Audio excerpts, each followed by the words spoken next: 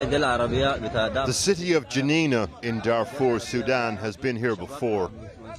This is not archive footage of the genocide which started 20 years ago, though. This was shot on a smartphone yesterday. The person filming says the military vehicle and the charred corpses inside belong to the Rapid Support Forces, one of the two armies fighting over Sudan. The fear has been that the military feud would spark wholesale bloodletting along ethnic lines. In this city, the nightmare scenario has already begun. We've spoken to several people on the ground in Janina over the last 24 hours.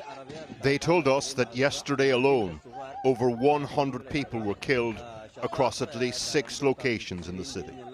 Just behind this door is a street, and sometimes you hear also there are some criminals are walking.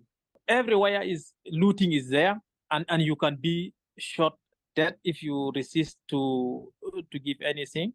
This man works for a humanitarian organization in Janina. Several members of his extended family were killed yesterday.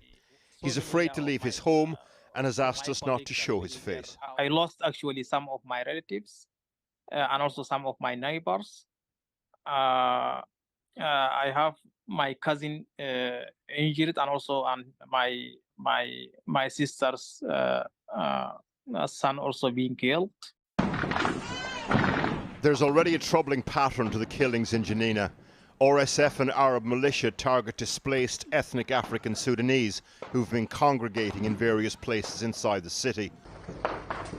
Then other militia and armed civilians respond with revenge attacks on RSF troops and their allies.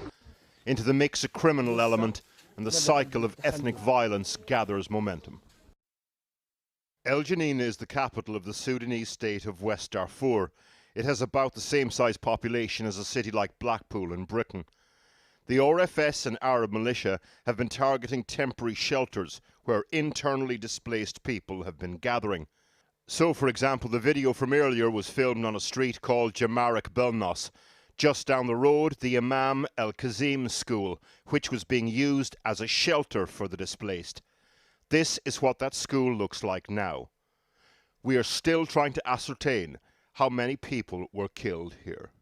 Fighting at the current time is basically a reopening of the old struggles.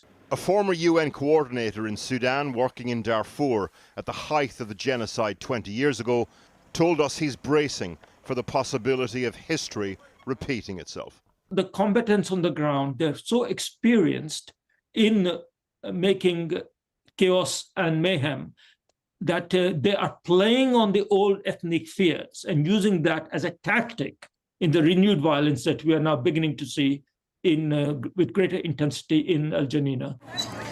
The former UN coordinator went on to tell us that he's expecting up to 1 million refugees and displaced people in the coming weeks and months. Again, this is not footage from the archives. The scene on the Sudanese border with Chad yesterday. Thousands already on the move.